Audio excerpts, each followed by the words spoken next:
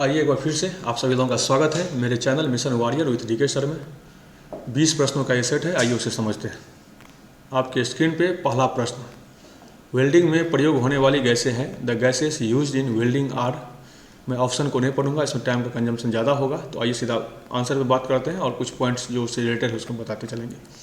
तो इसका सही आंसर हो जाएगा ऑक्सीजन तथा एसिटिलीन। आपको पता होगा कि जो एसिटिलीन है वो असल में इसमें मेन गैस होती है, लेकिन एसिटिलीन को जलने के लिए ऑक्सीजन की ज़रूरत पड़ती है। तो एसिटिलीन और ऑक्सीजन दोनों हो जाता है। तो एसिटिलीन और ऑक्सीजन का जो मिश्रण है वेल्डिंग में प्रयोग किया जाता है। इससे क्या होता है कि वे इसको जलने से काफ़ी ज़्यादा मात्रा में ताप का उत्सर्जन होता है। उस ताप की वजह से दो धातुओं को पिघला के आपस में जोड़ा जाता है।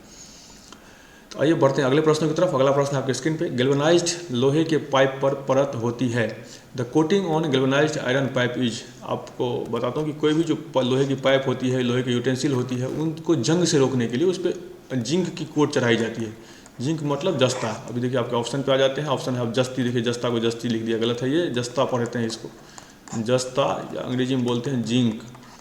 ये जस्ता या जिंक की एक कोटिंग की जाती है लोहे के चादरों पे, पाइप पे, यूटेंसिल पे, उसी को गैल्वेनाइजिंग बोलते हैं। इस प्रोसेस को गैल्वेनाइजिंग बोलते हैं और ये गैल्वेनाइजिंग जिंक से किया जाता है। तो इसका सही आंसर हो जाएगा, आपको पता ही चल गया, ये जस्ता।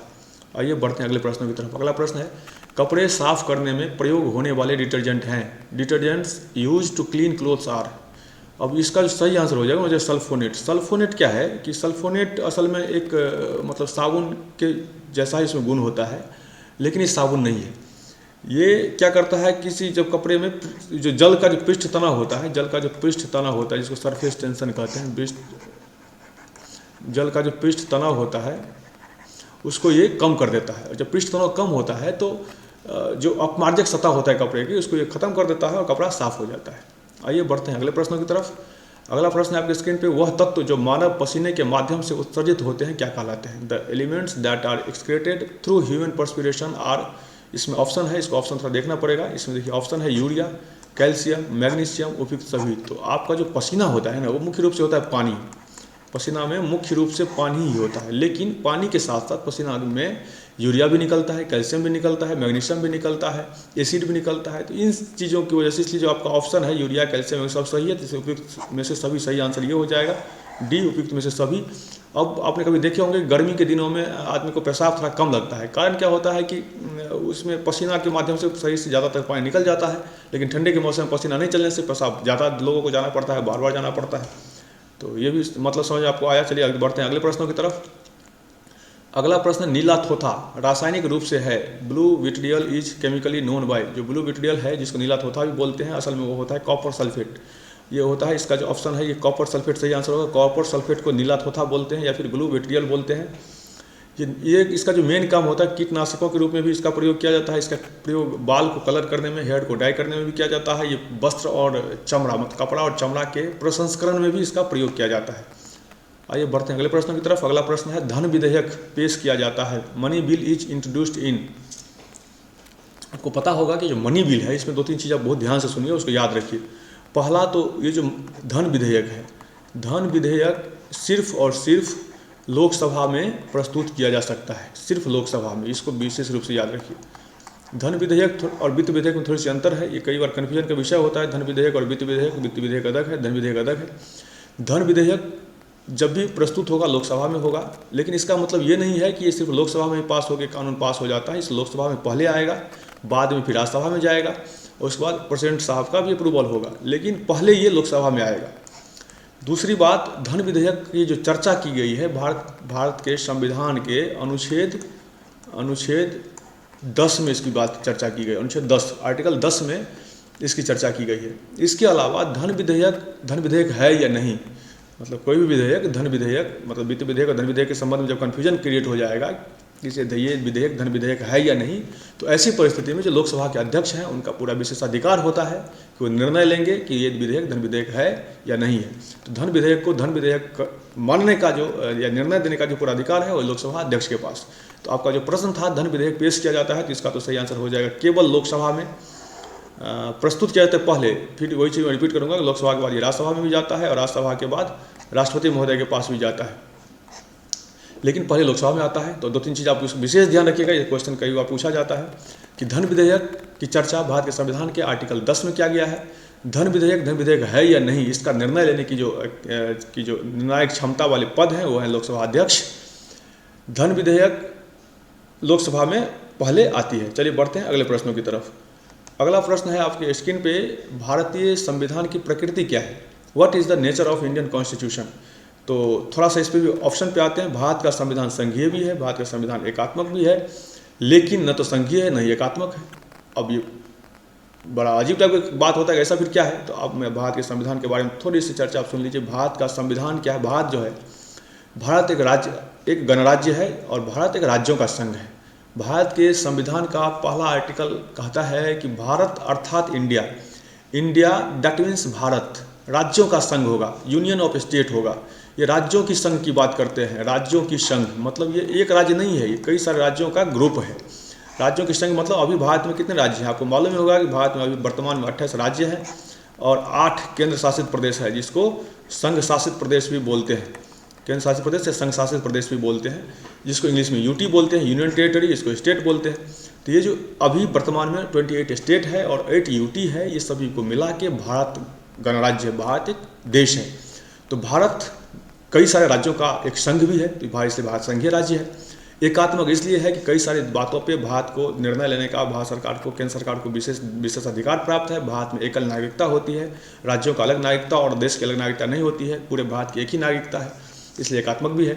तो अब बात आती है कि भारत का संविधान में, कभी आपने बॉलीवुड के मूवी में कभी विलेन का एक संवाद होता था, अक्सर सुने होंगे कि यहाँ पे आने वाले के पैरों के निशान तो मिलते हैं, लेकिन जाने वाले के पैरों के निशान नहीं मिलते हैं। भारत का संघ का कुछ ऐसा ही कंसेप्ट है, यहाँ पे कोई भी राज्य है वो आके भारत में मिल सकता है, लेकिन भारत से वो कभी भी अलग नहीं हो सकता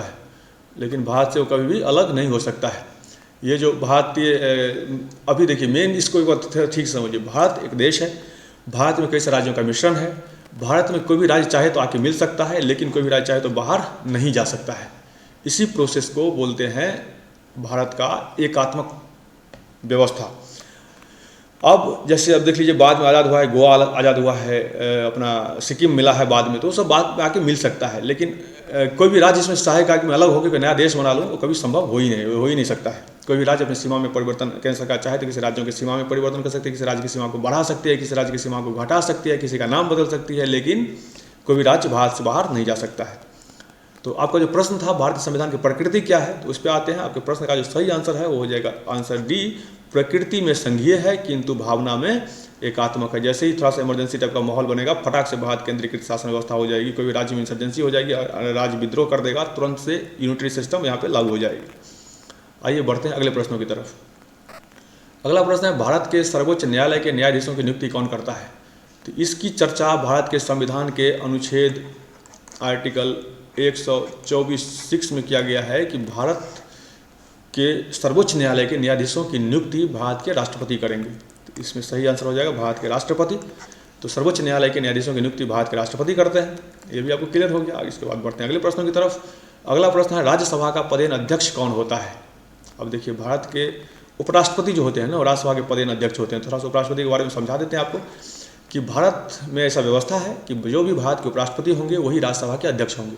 यहाँ पे राज्यसभा के अध्यक्ष की चुनाव नहीं होती है, भारत के अंदर राज्यसभा के अध्यक्ष की चुनाव नहीं होती है। राज्यसभा का अध्यक्ष वही होगा जो भारत के उपराष्ट्रपति होंगे। तो अब देखिए, उपराष्ट्रपति का तो चुनाव होता है, लेकिन राज्यसभा का अध्यक्ष चुनाव नहीं होता है, तो इसको बोलते हैं पदेन अध्यक्ष, या इसको इंग्लिश से बोलते हैं एक्स ऑफिशियो।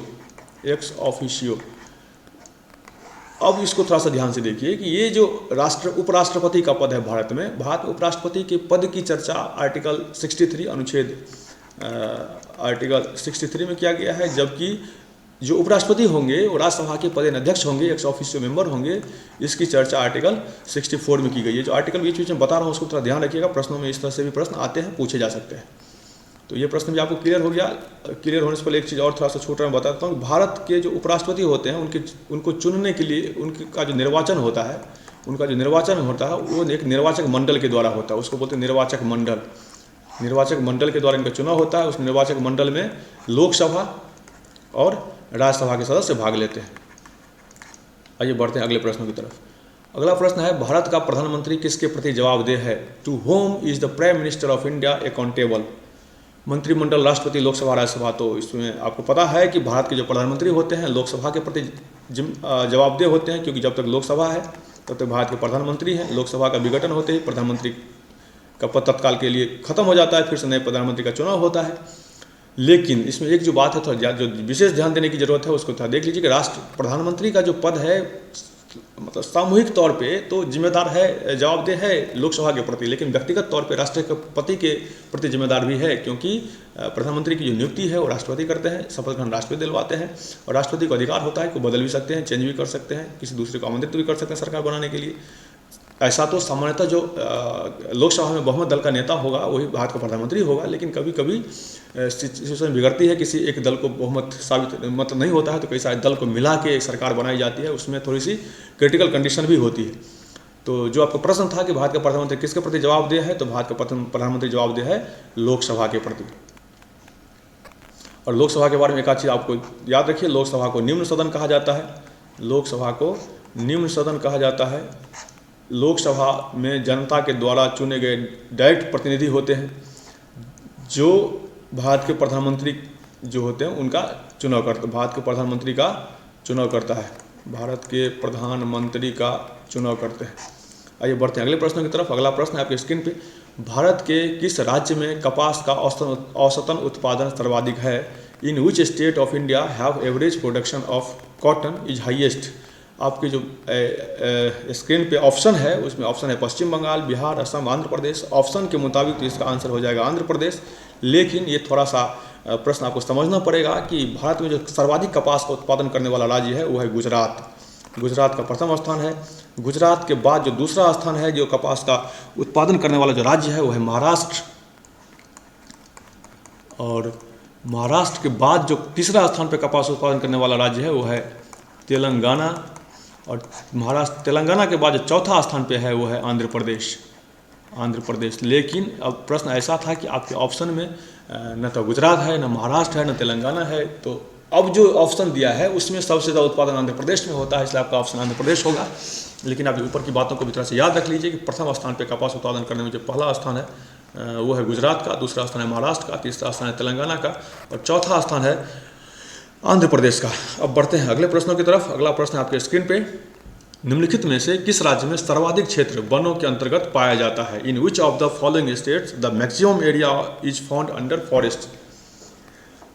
अब इसमें भी थोड़ी सी सेम प्रोसेस है इस क्वेश्चन में भी। मैं जानबूझ के क्वेश्चन दिया हूँ थोड़ा सा आपको समझने के लिए, क्योंकि इस तरह के क्वेश्चन आजकल ज़्यादा पूछे जाने लगे हैं। अब देखिए इसमें जो वनों की स्थिति है, वनों के मामले में जो प्रथम स्थान है वह मध्य प्रदेश का। भारत में सबसे ज़्यादा जो वन जंगल का क्षेत्र पाया जाता है वो पाया जाता है मध्य प्रदेश में।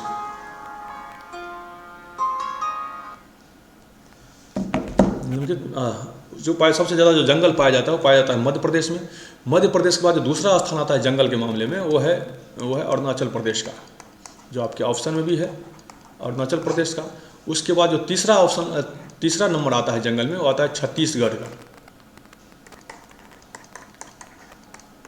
और इसके बाद जो चौथा स्थान आता है वो आ जाता है उड़ीसा का। इसको आप थोड़ा सा ध्यान रखिएगा। पहला स्थान मध्य प्रदेश, दूसरा अरुणाचल प्रदेश, तीसरा छत्तीसगढ़, चौथा उड़ीसा। जंगल का ये स्थिति है। भारत में जो वन आवरण वाला राज्य है, पहला स्थान पे मध्य प्रदेश, दूसरा स्थान पर अरुणाचल प्रदेश, तीसरा स्थान पे छत्तीसगढ़, चौथा पे उड़ीसा। लेकिन आपके जो ऑप्शन है उसमें मध्य प्रदेश दिया ही नहीं है, तो मध्य प्रदेश को के अलावा आप सबसे ज़्यादा जंगल वाला राज्य तो फिर कौन सा है, तो इसमें अरुणाचल प्रदेश है, इसलिए ये सही हो जाएगा अरुणाचल प्रदेश। इस तरह के प्रश्नों को थोड़ा सा विशेष ध्यान रखिएगा। आजकल एक नया पैटर्न है इस तरह के प्रश्नों को पूछने का, तो आप एक ही डेटा नहीं, डेटा को थोड़ा सा आगे बढ़ के पढ़िए। दूसरा तीसरा स्थान पर कौन कौन सा स्टेट है उसको भी जरूर पढ़ लिया करिए। आइए बढ़ते हैं अगले प्रश्नों की तरफ। अगला प्रश्न है, निम्नलिखित में से कौन सी मिट्टी नदियों द्वारा निर्मित है? विच of the following soil is formed by reverse? और जो नदियों द्वारा जो मिट्टी लाई जाती है उसको बोलते हैं जलोढ़ मिट्टी, उसको बोलते हैं जलोढ़ मिट्टी। अब जलोढ़ मिट्टी में क्या होता है कि जलोढ़ मिट्टी वो ऐसी मिट्टी है जो नदी अपने साथ पानी के साथ जो बहा के लाती है, बाढ़ के समय में जो बहा के लाती है, वो मिट्टी को जलोढ़ मिट्टी बोलते हैं, जो गाद के रूप में या निक्षेप के रूप में आता है। तो अब ये भी जलोढ़ मिट्टी दो तरह की होती है, एक होती है नई जलोढ़ मिट्टी, एक होती है पुरानी जलोढ़ मिट्टी। जो नई जलोढ़ मिट्टी है, जो नई जलोढ़ मिट्टी है उसको बोलते हैं खादर मिट्टी, और जो पुरानी जलोढ़ मिट्टी है, जो पुरानी जलोढ़ मिट्टी है उसको बोलते हैं बांगर। अब आपके मन में प्रश्न आ रहा है नई पुरानी क्या होती है मिट्टी में, तो नई मिट्टी जो नदी बाढ़ के में अपने पानी के साथ जस्ट कुछ ही दिन पहले पानी में के साथ बहा के लाई है निक्षेप को, वो जो मिट्टी है उसको बोलते हैं खादर। लेकिन जिस एरिया में बाढ़ आना भी बंद हो गया लेकिन कभी बाढ़ आती थी तो उसमें जो मिट्टी बहा के लाई गई है और वो पुरानी मिट्टी हो चुकी है उसको बोलते हैं बांगर। तो जलोढ़ मिट्टी दो प्रकार का होता है, खादर नई जलोढ़ मिट्टी, बांगर पुरानी जलोढ़ मिट्टी। खादर मतलब जहाँ पे बाढ़ आती है, जलोढ़ मतलब जहाँ पे बाढ़ आना भी बंद हो गया है। ये इस तरह ये भारत का जो 40% एरिया है वो जलोढ़ मिट्टी का ही है। इसको भी थोड़ा सा डेटा याद रखिए, भारत के भूमि में 40% भूमि जलोढ़ मिट्टी का ही जमीन है, भूमि है। आइए बढ़ते हैं अगले प्रश्नों की तरफ। अगला प्रश्न है, भारत के कुल विद्युत उत्पादन में जल विद्युत का योगदान कितना है? What is the contribution of hydro power in India's total power generation? तो इसका जो अभी जल विद्युत का हाइड्रो इलेक्ट्रिक पावर का जो कंट्रीब्यूशन इंडिया में वो है 12.3%, 12.3% ये कंट्रीब्यूशन है अभी जल विद्युत का। इसको थोड़ा ध्यान रख लीजिएगा। इसमें जो आपके ऑप्शन है वो बी इसके करीब है तो बी सही हो जाएगा, लेकिन अभी 12.3 हो गया, इसको याद रखिएगा। आते हैं अगले प्रश्न की तरफ। अगला प्रश्न है, भारत की जनसंख्या अध्ययन में कौन सा जनगणना वर्ष को डेमोग्राफिक डिवाइड के नाम से जाना जाता है? Which census year is known as the demographic divide? Which census year is known as the demographic divide in the population study of India? तो थोड़ा सा आप चलिए भारत के बैकग्राउंड में 1911 में चलते हैं। जब 1911 की जनगणना के बाद दूसरा फिर मतलब जब अगला जनगणना 1921 में होती है तो 1921 में की जनगणना में भारत में थोड़ा सा चेंजिंग देखने को मिलता है, क्योंकि इस जनगणना में भारत की आबादी 0.3% की कमी होती है। आबादी में जनसंख्या में बढ़ने सामान्यतः जनसंख्या बढ़ता है, लेकिन एक ऐसा वर्ष था इंडिया में जो 1921 में जब 10 साल वर्षों का जनगणना किया गया था तो उस जनगणना में भारत की जनसंख्या में कमी आ गई थी। अब कमी आने जो कमी थी 0.3% की कमी आ गई थी, बढ़ने के बदला में घट गया था। ये नकारात्मक डेटा था ये। अब इसमें बात उठती है कि ये ऐसा क्यों हुआ? तो इसका कई कारण था। एक तो मतलब जो प्राकृतिक आपदाएं काफ़ी ज़्यादा आई थी, काफ़ी लोग बीमारी की वजह से, महामारी की वजह से काफ़ी लोग मर चुके थे, हताहत हो चुके थे, जिसकी वजह से उस साल जनसंख्या में बहुत अच्छा ग्रोथ नहीं हुआ। मदर डेथ रेट ज़्यादा था, मातृ मृत्यु दर ज़्यादा था, बच्चे की बाल मृत्यु दर ज़्यादा था, तो जिसकी वजह से जनसंख्या में काफ़ी ह्रास होने लगा।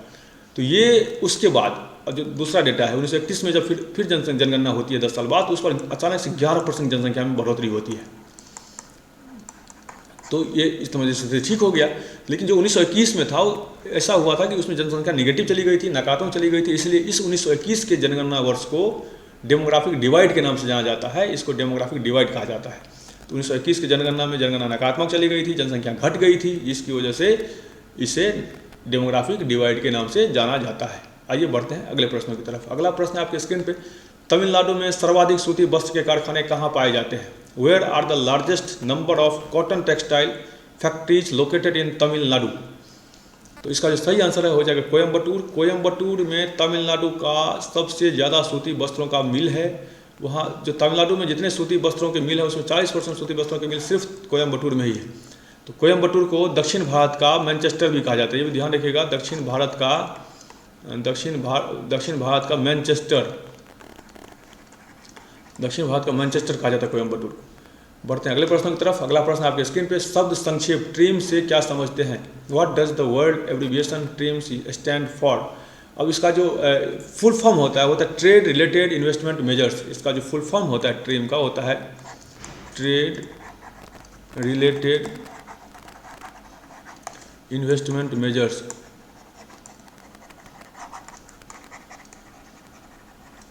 इसको अब इसका जो हिंदी होगा वो हो जाएगा ट्रेड रिलेटेड इन्वेस्टमेंट मेजर्स। इसमें देख लीजिए व्यापार संबंधित उपाय, जो इसका पहला ऑप्शन है वो सही, इसका मीनिंग ट्रांसलेशन ये हो जाएगा, जैसे ये सही हो जाएगा। ये एक WTO का एक समझौता किया हुआ एक ग्रुप है। आइए बढ़ते हैं अगले प्रश्नों की तरफ। अगला प्रश्न है, नीति आयोग अस्तित्व में कब आया? When did NITI Aayog come into existence? तो जो नीति आयोग था, आपको पता है वो होगा कि नीति आयोग योजना आयोग की जगह पे, पहले योजना आयोग भारत में चलती थी जिसको प्लानिंग कमीशन बोलते थे।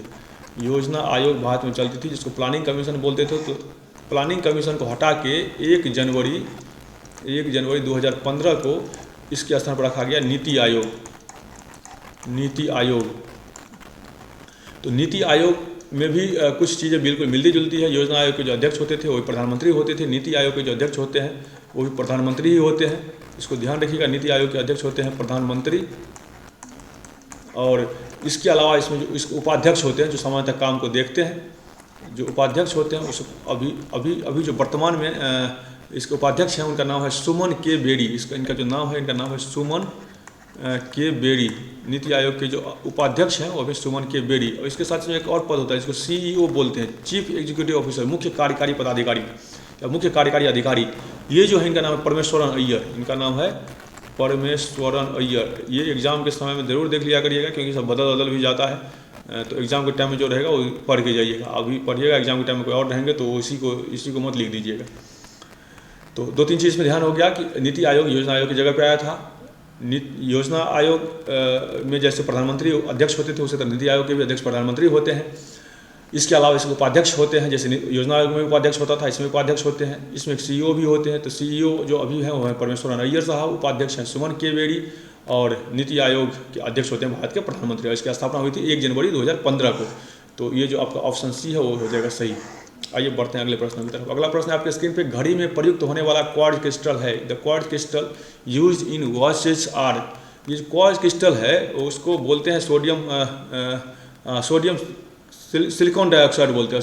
उसको बोलते हैं सिलिकॉन डाइऑक्साइड। इसको बोलते हैं सिलिकॉन डाइऑक्साइड। सिलिकॉन डाइऑक्साइड एक रेत की घटक है और ये पृथ्वी के ऊपरी सतह में काफ़ी मात्रा में पाई जाती है। आइए बढ़ते हैं अगले प्रश्नों की तरफ। अगला प्रश्न आपके स्क्रीन पे ब्रोमीन होती है। ब्रोमीन एक रंगहीन गैस है, भूरी गैस है, अत्यंत ज्वलनशील गैस है। ये सब तीनों ही। इसका ये भी रंगहीन गलत है, ये भी गलत है। ब्रोमीन रंगहीन नहीं होता है, ब्रोमीन कलरफुल गैस है। आते हैं इसके तरफ। अत्यंत ज्वलनशील गैस नहीं है, ज्वलनशील है लेकिन अत्यंत ज्वलनशील नहीं। लाल द्रव्य इसको कहते हैं, क्योंकि जो ब्रोमीन होता है, ब्रोमीन में जो एक घटक होती है कि ब्रोमीन लाल कलर का होता है। ये तीक्ष्ण गंध वाला, लाल रंग का तो होता ही है, उसको तीक्ष्ण गंध वाला होता है। तीक्ष्ण गंध वाला भी होता है, तीक्ष्ण गंध वाला पदार्थ होता है ये ब्रोमीन। तो इसी के साथ ये क्वेश्चन का जो सिलसिला था आज का ये समाप्त होता है। फिर हम जल्दी ही मिलते हैं अगले फिर 20 प्रश्नों को लेकर के। तब तक के लिए थैंक यू। जय हिंद।